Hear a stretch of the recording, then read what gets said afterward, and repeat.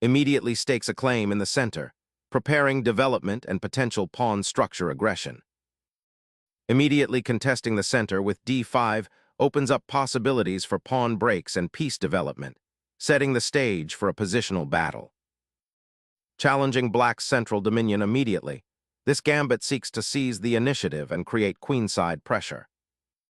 Solidifying the center, black prepares to develop pieces harmoniously while maintaining a flexible pawn structure for future play. Developing a knight naturally reinforces the central pawn structure and prepares for kingside castling. Developing another knight to a central square intensifies the battle for space and prepares for pawn breaks. Securing the central pawn and preparing further development, this knight efficiently contests crucial squares and reinforces the core pawn structure. Yielding the center's pawn to develop a piece and disrupt white's pawn structure creates dynamic possibilities. Expanding on the queenside now threatens to trap black's pawn. Solidifying pawn structure opens diagonals for active piece development. Solidifying the center, the pawn advanced to e3 prepares to develop the bishop to a more active diagonal and supports the d4 pawn, aiming for a classical pawn structure against black's Slav defense setup. Black immediately challenges white's central pawn structure, seeking to liberate the cramped queen's bishop and disrupt white's harmonious development, potentially opening lines for counterplay. Reclaiming the pawn with the bishop immediately clarifies the central pawn structure, opening a diagonal for the queen and preparing for kingside development while simultaneously challenging black's slightly ambitious pawn advance. Black wisely surrenders the center temporarily, aiming to disrupt white's pawn structure and potentially create a more open game, but must be wary of white's developing lead and the potential for a strong central pawn presence. Opening the e-file decisively, white immediately challenges black's pawn structure and aims to develop rapid central influence, forcing a choice between defending the d5 pawn or activating pieces. Securing the central pawn advance, black initiates a dynamic pawn structure that challenges white's kingside development and prepares to contest the d-file. Securing the monarch by tucking him away behind a pawn shield is a fundamental principle of king safety, and a wise decision here to escape any immediate counterplay on the center. Developing the bishop to its natural square, this move prepares for castling, solidifying the kingside and connecting the rooks, while also opening a diagonal for the queen. Relocating the rook to the open file immediately strengthens white's central presence and prepares for potential advances, while also offering the piece a more active role and a clear escape square should black try to complicate matters. The king finds sanctuary, preparing the monarch for the unfolding middle game skirmishes and ensuring it's out of harm's way from any immediate central threats that white might orchestrate. Developing the bishop to f4 immediately exerts pressure along the c1h6 diagonal, subtly hinting at future sacrifices or tactical sequences targeting black's king if coordination falters. Initiating a central cavalry charge by repositioning the knight to d5 immediately challenges white's bishop on f4 and aims to disrupt the pawn chain, creating potential imbalances for future maneuvers. Unveiling a subtle pressure on the queenside, the bishop relocates to a more commanding square, eyeing the potential for a kingside attack while simultaneously reinforcing central control. Developing the bishop to this active square immediately challenges white's control of the d4 pawn and opens up diagonals for future operations, creating a dynamic interplay across the center. Activating the queen to the center, white aims to pressure black's central pawn structure and potentially prepare for an assault on the kingside, while simultaneously offering a queen trade that could alleviate black's cramped position if accepted. Black repositions the knight to e7, a somewhat passive but flexible square, aiming to support the potential advance of the f-pawn or to reroute the knight later to a more active square like g6, potentially eyeing the kingside. This move acknowledges white's slight spatial advantage and seeks to solidify black's position while keeping options open. It avoids immediate conflict and prioritizes piece development and pawn structure integrity over aggressive counterplay at this moment. The knight's departure from d5 relinquishes central influence, but prepares for defensive and repositioning maneuvers. Initiating a strategic occupation of the open queen's file, the rook embarks on a mission to challenge black's pawn structure and potentially exploit the d5 square. Exploring the queenside expansion with b6 is a logical, albeit passive, response, aiming to bolster the queenside pawn structure and prepare for the bishop's potential redeployment via b7. However, this development grants white continued central influence and opportunities to build an attack on the kingside, especially as black's pieces, while connected, lack immediate aggressive potential. Consider how the pawn on b6 might impede the eventual advance of the queenside pawns, and whether it creates any weaknesses that can be exploited later. Targeting the weak point on the kingside, the bishop pivots to a more aggressive square, aiming to disrupt black's developing harmony and potentially exploit any lingering vulnerabilities around the castled monarch. Developing the bishop to b7 aims to bring that piece actively into the game, potentially eyeing the long diagonal and supporting future pawn advances, while also contributing to central control. However, consider if this placement truly harmonizes with the current pawn structure, and if it sufficiently addresses the growing influence of white's pieces on the queen side, particularly the knight on c3 and the bishop pair, which might soon exert significant pressure. A calculated exchange, aiming to simplify the position and potentially target a weakened pawn structure later, though it concedes the bishop pair which might prove detrimental in a more open game. Sacrificing the bishop pair on d5 immediately unbalances the position, embracing a game of mutual concessions where white aims to exploit the weakened dark squares around black's king, while black seeks to leverage the open c-file and potential piece activity. Initiating central pressure and preparing to contest the open d-file, this maneuver aims to activate the rook and challenge black's currently uncoordinated pieces. Fearing the encroaching queenside pressure from white's rook and bishop battery, black preemptively fortifies their kingside pawn structure, aiming to create a more solid defensive wall against potential future attacks. This maneuver, while tactically sound in its intention to shore up weaknesses, subtly concedes valuable central space and might lead to a slightly passive position where black's pieces find it harder to coordinate freely. Shifting the bishop back to g3 initiates a repositioning maneuver, aiming to untangle white's pieces and prepare for potential central breaks or attacks on the kingside. It's a strategic withdrawal that acknowledges black's solid pawn structure while looking for subtle ways to improve piece placement. Asserting control over the open c-file is a sensible priority for black, preparing to challenge white's dominant rook presence there. Solidifying the queenside pawn structure, this maneuver aims to create a more robust defensive setup against black's increasing influence on the c-file and potentially prevent any awkward pawn advances later. Nefarious knight relocation initiates a bold central provocation, aiming to disrupt white's pawn structure and open attacking diagonals for black's bishops.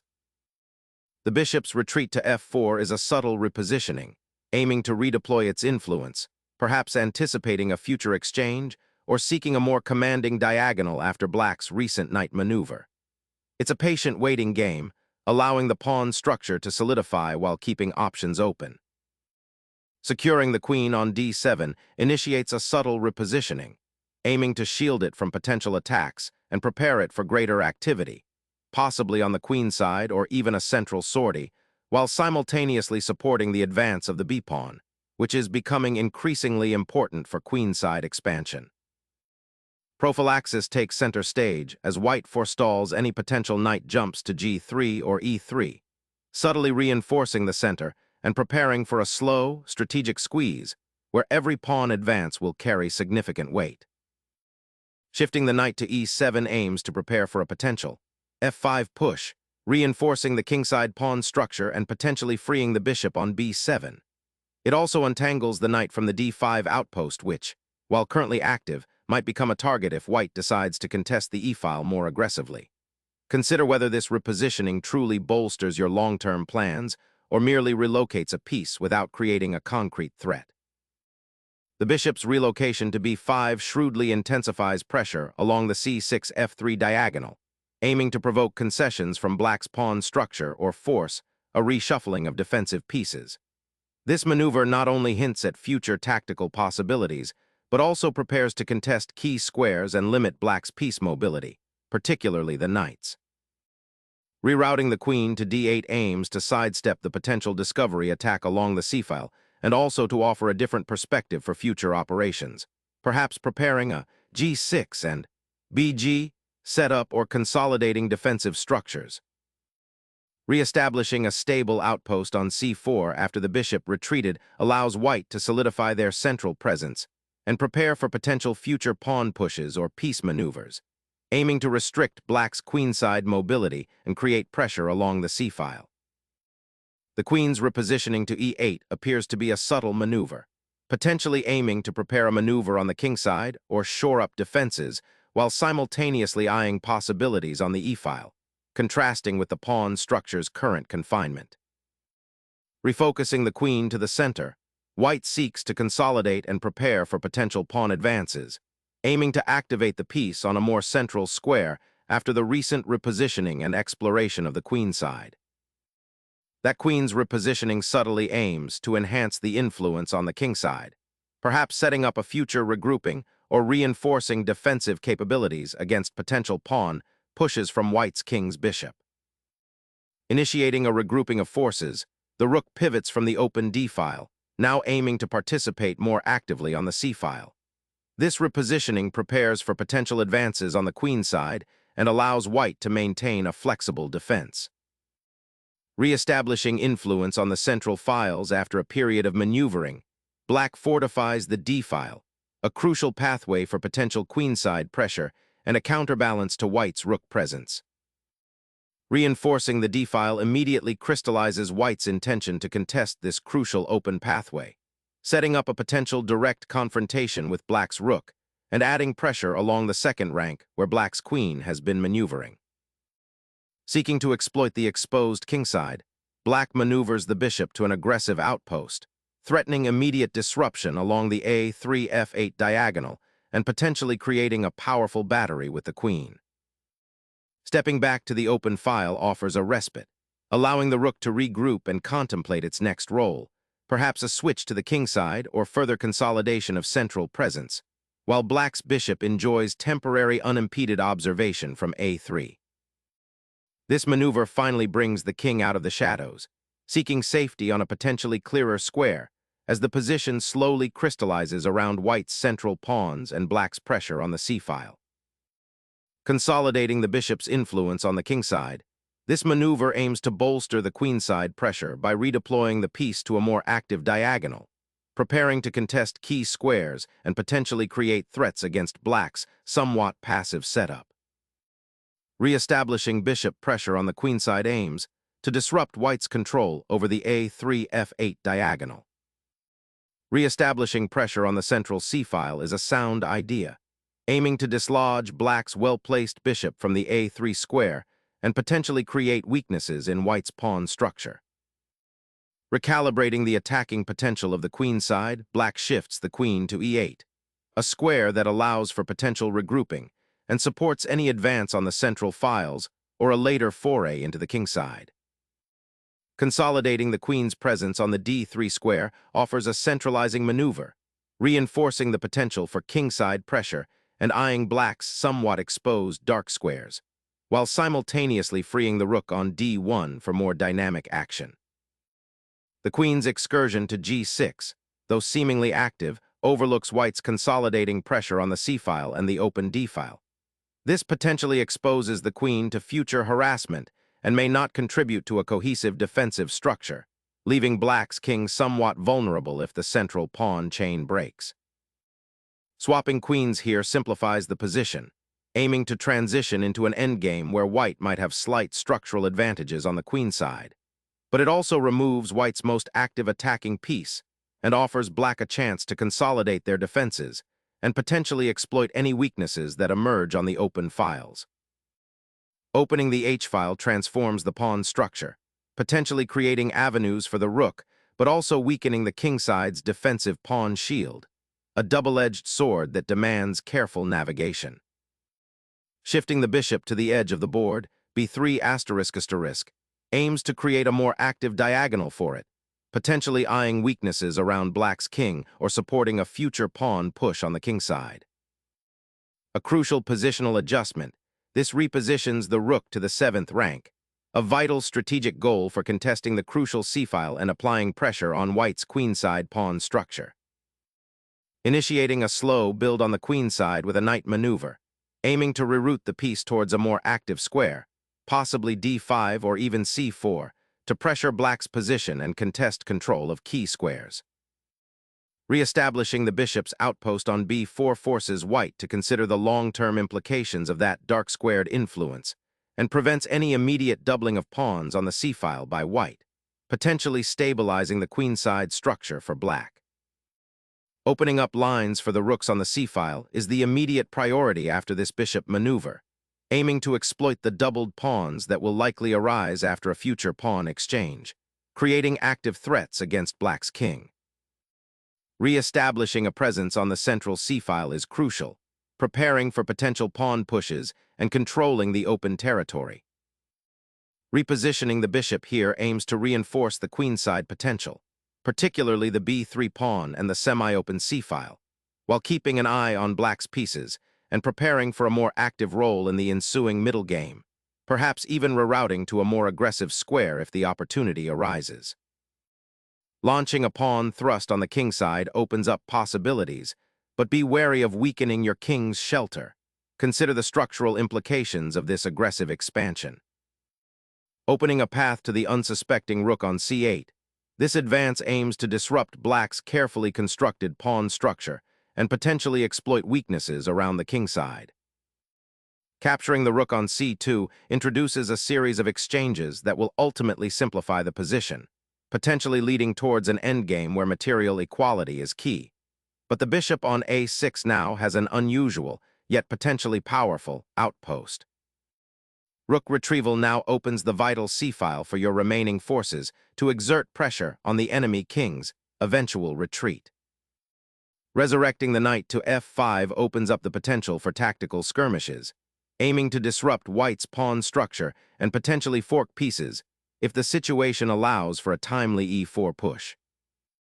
Re-establishing the bishop's pressure on the g7 pawn, after its brief foray to a6 now forces black to contend with potential weaknesses on the kingside.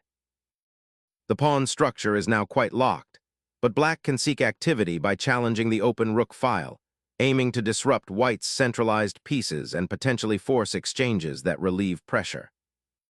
Shifting the knight to f1 aims to untangle the pieces and prepare a more active role, potentially supporting a kingside advance or reinforcing the defense should black try anything on that flank. A surprising retreat for the knight. After spending several moves maneuvering, it now finds itself back on its original square, seemingly forfeiting the initiative gained by its earlier central occupation. Opening up lines for the bishop to influence the queenside, while preparing to potentially reroute the knight to a more active square. The bishop's repositioning to a3 creates an immediate threat against the b2 pawn, disrupting white's pawn structure and potentially forcing concessions. The knight sidesteps, aiming to join the central skirmish and potentially exploit the open c-file from a new angle, demonstrating a patient repositioning rather than a direct confrontation after the queen trade. Trading the knight for the bishop on c4 undeniably simplifies the position, and for black, it's a necessary maneuver to dislodge white's entrenched bishop and open a pathway for counterplay, albeit at the cost of pawn structure. A bold pawn thrust, embracing the doubled c-pawns as a new central force after the exchange, fundamentally altering the pawn structure and opening avenues for queenside expansion.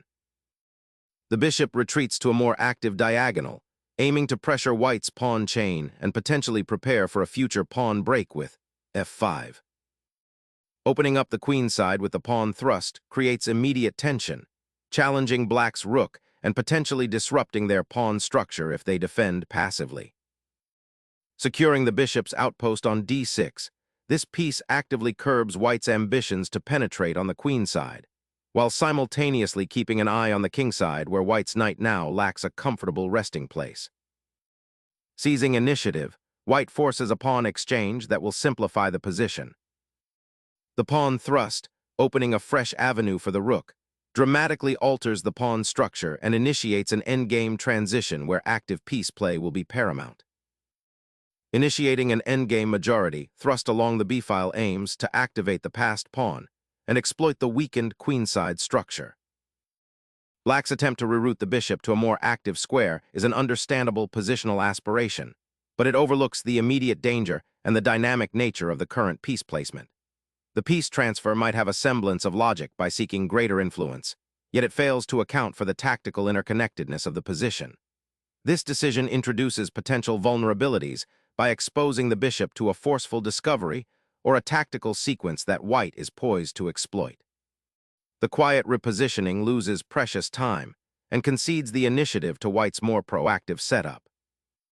Forcing the black king to step out of its protective pawn shield creates a critical weakness, opening up avenues for immediate pressure and potentially exploiting the weakened diagonal.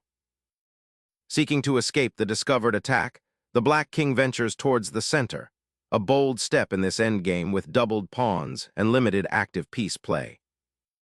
Opening a critical diagonal for the queen and pawn majority, this advance injects immediate dynamism into a rather static pawn structure.